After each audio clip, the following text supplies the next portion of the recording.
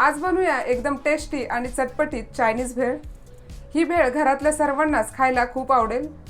आज ही रेसिपी बनवण्यासाठी माझ्या मुलीने मला मदत केलेली आहे।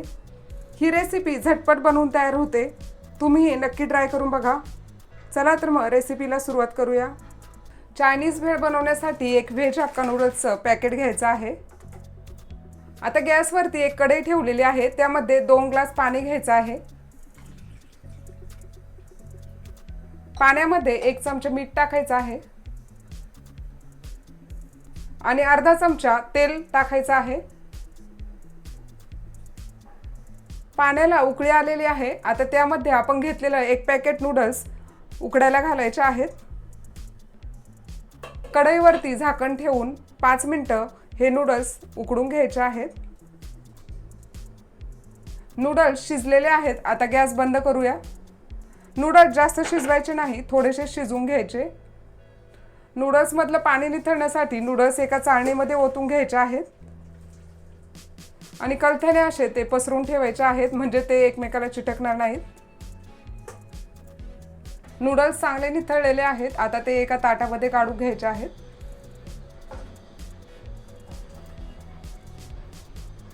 पाव वाटी कॉर्नफ्लॉवर घेतलेला आहे। आता ते आपण उकडून घेतलेल्या नूडल्स मध्ये घालायचं आहे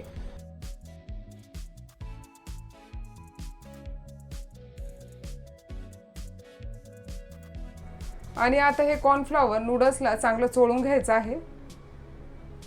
या प्रकारे आपण घेतलेलं कॉर्नफ्लॉवर सर्व नूडल्सला चांगलं चोळून घ्यायचं आहे। गॅसवरती कढईमध्ये तेल गरम करायला ठेवायचं आहे आणि त्यामध्ये आपण आता हे नूडल्स थोडे थोडे तळून घ्यायचे आहेत।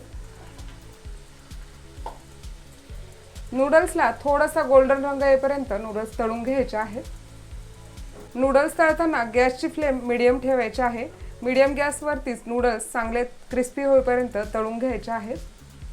नूडल्सची पहिली बॅच तळून झालेली आहे। आता ते काढून घेऊया। हे पहा, या प्रकारे नूडल्स चांगले कुरकुरीत तळून घ्यायचे आहेत। आता याच प्रकारे सर्व नूडल्स तळून घ्यायचे आहेत। या प्रकारे मी सर्व नूडल्स तळून घेतलेले आहेत। तुम्ही पाहू शकता एका पॅकेटचे किती नूडल्स झालेले आहेत। आता 3 कांदे असे उभे उभे लांब लांब कापून घ्यायचे आहेत आणि कोबी देखील लांब लांब कापून घ्यायचा आहे। त्याचप्रमाणे 9-10 लसणाच्या पाकळ्या आणि थोडा आलं घ्यायचं आहे। आले लसणाची पेस्ट करून घ्यायची आहे। गॅसवरती कढई गरम करायला ठेवलेली आहे, त्यामध्ये थोडं तेल घेतलेलं आहे। आता त्यामध्ये आपल्याला कांदा परतून घ्यायचा आहे।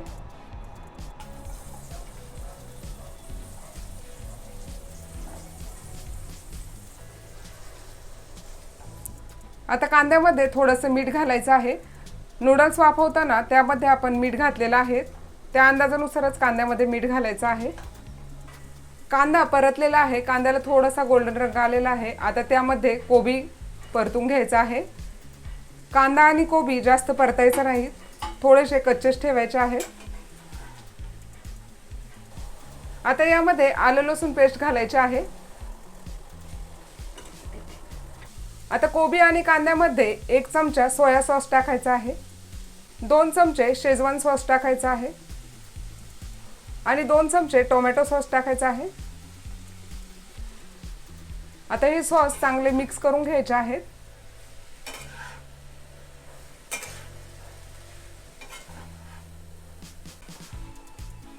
या ठिकाणी तुम्ही सॉसचं प्रमाण तुमच्या आवडीनुसार कमी जास्त करू शकता। तुम्हाला पाहिजे असेल तर तुम्ही यामध्ये फूड कलर देखील घालू शकता।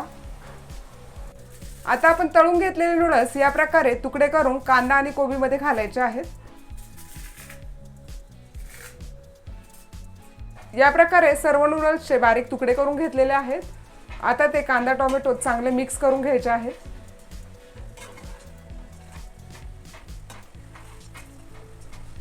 या प्रकारे आपली चायनीज भेळ बनवून तयार झालेली आहे। तुम्ही बघू शकता भेळीला रंग किती छान आलेला आहे। तुम्ही ही रेसिपी नक्की ट्राय करून बघा। ही कशी वाटली ते कमेंटमध्ये नक्की कळवा। व्हिडिओला लाईक करा, शेअर करा। चॅनलवर नवीन असाल तर चॅनलला सबस्क्राइब करा। चला तर मग भेटूया पुढील नवीन व्हिडिओमध्ये। धन्यवाद।